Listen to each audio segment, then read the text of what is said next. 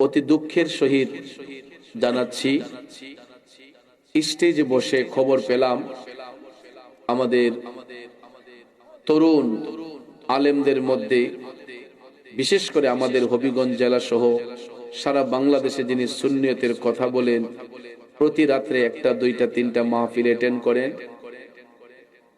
কুমিল্লা লাকসাম জালালিয়া দরবার শরীফের আওলাদে ওলি, আমার অত্যন্ত মহব্বতের ছোট ভাই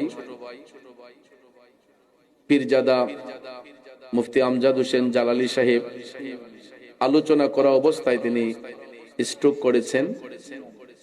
আপনারা সকলে আমার ভাইটার জন্য দোয়া করবেন, আল্লাহ যেন এই সুন্নিয়তের সৈনিককে, নবীর খাসল খাস প্রেমিককে যেন আল্লাহ তাআলা সুস্থতার নিয়ামত দান করে।